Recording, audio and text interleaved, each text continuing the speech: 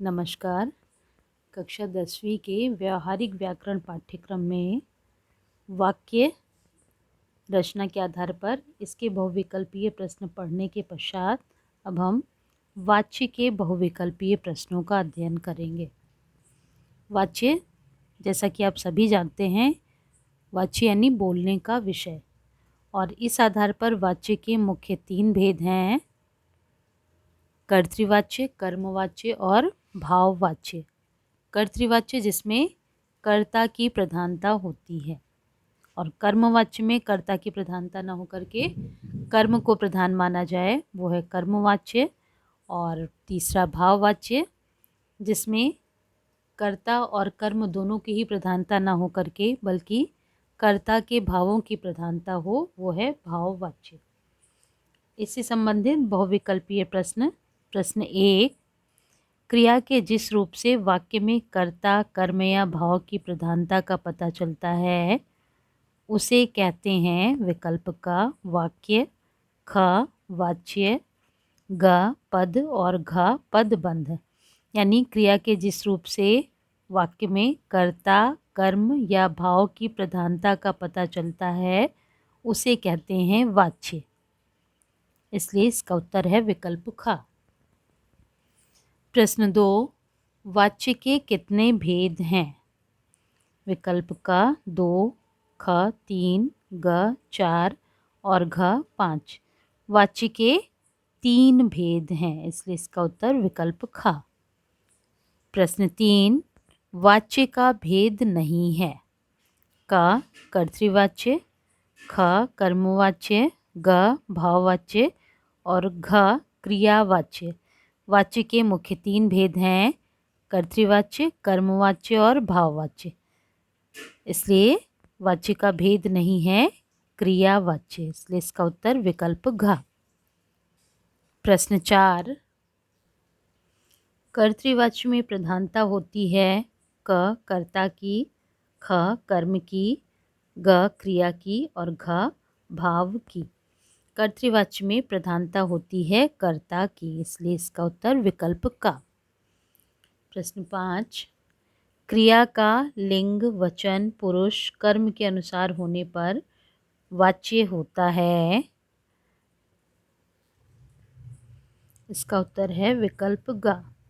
क्रिया का लिंग, वचन, पुरुष, कर्म के अनुसार होने पर वाच्य होता है कर्मवाच्य। प्रश्न 6, जब वाक्य में भाव की प्रधानता होती है तब वाच्य होता है क कर्मवाच्य, ख भाववाच्य, ग कर्तृवाच्य और घ इनमें से कोई नहीं। जब वाक्य में भाव की प्रधानता होती है तब वाच्य होता है भाववाच्य, इसलिए इसका उत्तर है विकल्प ख। प्रश्न 7, वाच्य के विषय में कौन सी बात सही नहीं है? क कर्तृवाच्य में अकर्मक, सकर्मक दोनों क्रियाओं का प्रयोग होता है। ख कर्मवाच्य में क्रिया सदैव सकर्मक होती है।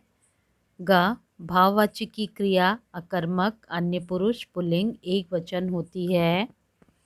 घ वाच्य कभी परिवर्तित नहीं होता। वाच्य के विषय में क, ख और घ ये तीनों ही बातें सही हैं।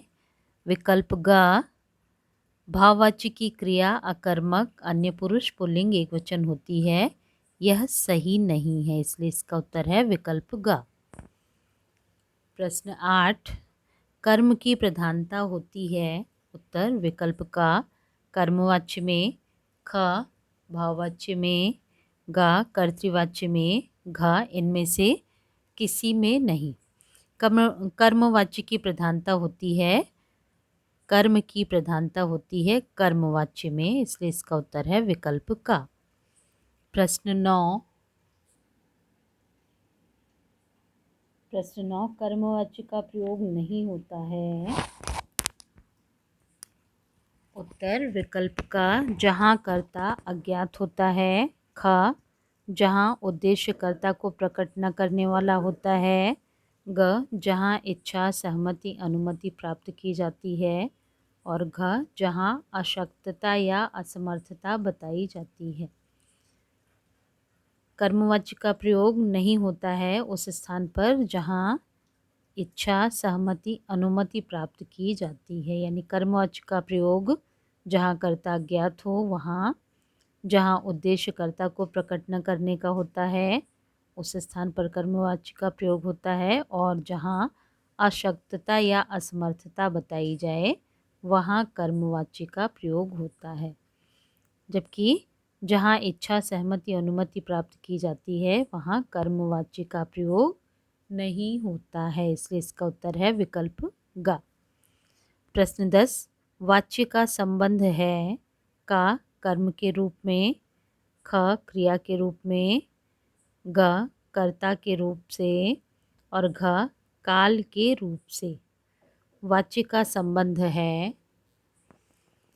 विकल्प ख क्रिया के रूप से, यानी वाच्य का संबंध है, इसका उत्तर है विकल्प ख क्रिया के रूप से। प्रश्न 11, अकर्मक सकर्मक दोनों प्रकार की क्रियाओं का प्रयोग होता है का कर्मवाच्य में, ख कर्तृवाच्य में, ग भाववाच्य में और घ सभी वाच्यों में। अकर्मक सकर्मक दोनों क्रियाओं का प्रयोग होता है कर्तृवाच्य में, इसलिए इसका उत्तर है विकल्प ख।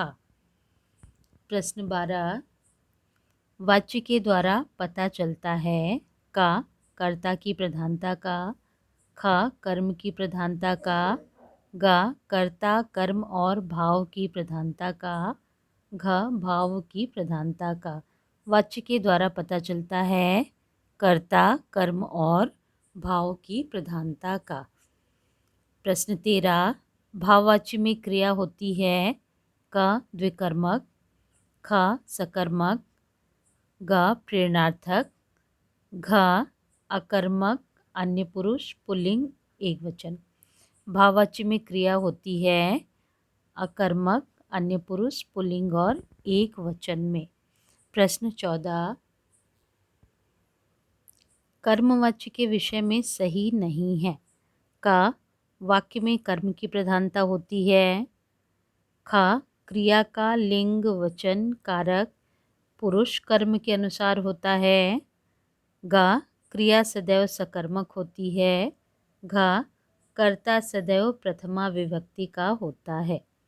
कर्मवाच्य के विषय में विकल्प घ कर्ता सदैव प्रथमा विभक्ति का होता है, यह सही नहीं है। वाक्य में कर्म की प्रधानता होती है, क्रिया का लिंग वचन पुरुष कर्म के अनुसार होता है, क्रिया सदैव सकर्मक होती है। ये तीनों कर्मवाच्य की विशेषताएं हैं, इसलिए इसका उत्तर विकल्प घ कर्ता सदैव प्रथमा विभक्ति में होता है, ये सही नहीं है।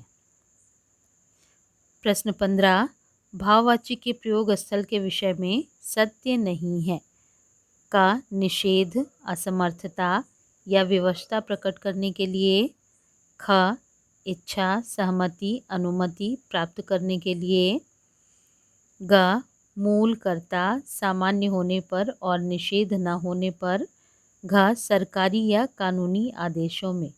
भाववाच्य का प्रयोग स्थल इसके विषय में सत्य नहीं है, सरकारी या कानूनी आदेशों में, इसलिए इसका उत्तर है विकल्प घ। प्रश्न 16, कर्तृवाच्य परिवर्तित हो सकता है, उत्तर विकल्प का केवल कर्मवाच्य में, ख केवल भाववाच्य में, ग कर्म और भाव दोनों वाच्यों में, घ परिवर्तित नहीं होता। कर्तृवाच्य का परिवर्तन हो सकता है कर्म और भाव दोनों वाच्यों में, इसलिए इसका उत्तर है विकल्प ग। प्रश्न 17, भाववाच्य के विषय में सही नहीं है का भाव की प्रधानता होती है, ख क्रिया सदैव अकर्मक होती है, ग कर्ता में तृतीया विभक्ति होती है, घ कर्ता में प्रथमा विभक्ति होती है। भाववाच्य के विषय में सही नहीं है विकल्प घ कर्ता में प्रथमा विभक्ति होती है। प्रश्न 18, सूचना दे दी गई है वाक्य में वाच्य है, क कर्तृवाच्य, ख कर्मवाच्य, ग भाववाच्य और घ क्रियावाच्य। सूचना दे दी गई है यह कर्मवाच्य का उदाहरण है, इसलिए इसका उत्तर है विकल्प खा। प्रश्न 19, भाववाच्य का वाक्य है का चलो अब घूमा जाए। खा मुझसे खाना नहीं खाया जाता। ग इधर ना देखा जाए। घ बच्चे चुप नहीं बैठते। इन वाक्यों में भाववाच्य का वाक्य है चलो अब घूमा जाए। प्रश्न 20, कर्मवाच्य का वाक्य है का मोहन द्वारा फूल तोड़े गए। ख राघव नहाया। ग इधर न देखा जाए। घ बच्चे चुप नहीं बैठते। कर्मवाच्य का उदाहरण है मोहन द्वारा फूल तोड़े गए, इसलिए इसका उत्तर है विकल्प का। प्रश्न 21, तुम शोर क्यों मचाते हो।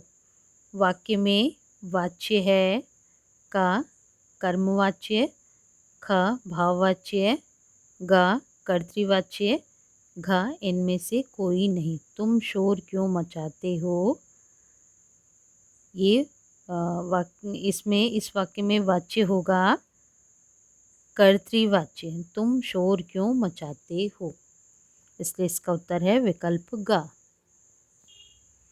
प्रश्न 22, यहाँ इकट्ठा ना हुआ जाए। वाक्य में वाच्य है कर्मवाच्य, ख कर्तृवाच्य, ग भाववाच्य, घ क्रियावाच्य। यहाँ इकट्ठा ना हुआ जाए इस वाक्य में भाववाच्य है, इसलिए इसका उत्तर है विकल्प ग। प्रश्न 23, कर्मवाच्य का वाक्य है का आराध्य से उठा नहीं गया। ख तुम दान दोगे। ग उसकी धुआंधार तारीफ की गई। घ हम महात्मा गांधी को भूल नहीं सकते। इसमें कर्मवाच्य का उदाहरण है उसकी धुआंधार तारीफ की गई, इसलिए इसका उत्तर है विकल्प ग। प्रश्न 24, मैंने यह पुस्तक लिखी है। वाक्य का कर्मवाच्य में परिवर्तन है का मेरे द्वारा पुस्तक लिखी गई। ख मैं यह पुस्तक लिखूंगा। ग मैं यह पुस्तक लिखता हूँ। घ मैंने पुस्तक को लिख दिया। मैंने यह पुस्तक लिखी है, इसका कर्मवाच्य में परिवर्तित करने पर होगा मेरे द्वारा पुस्तक लिखी गई, इसलिए इसका उत्तर है विकल्प का। प्रश्न 25, आज निश्चिंत होकर सोया जाएगा। वाक्य का कर्तृवाच्य में परिवर्तन है का आज निश्चिंत होकर सोते हैं। ख आज निश्चिंत होकर सो रहे हैं। ग आज निश्चिंत होकर सोएंगे और घ आज निश्चिंत होकर सोएं। आज निश्चिंत होकर सोया जाएगा, इसका कर्तृवाच्य में परिवर्तन होगा आज निश्चित होकर सोएंगे।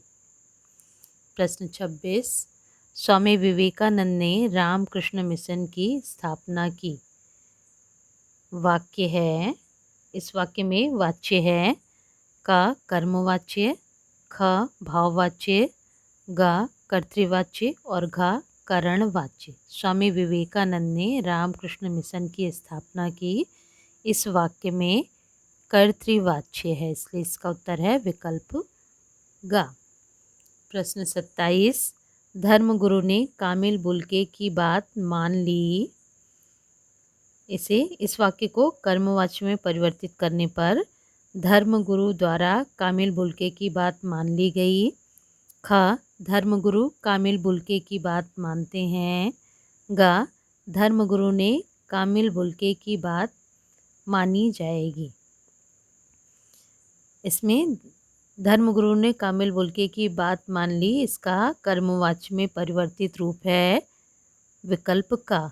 धर्मगुरु द्वारा कामिल बुल्के की बात मान ली गई।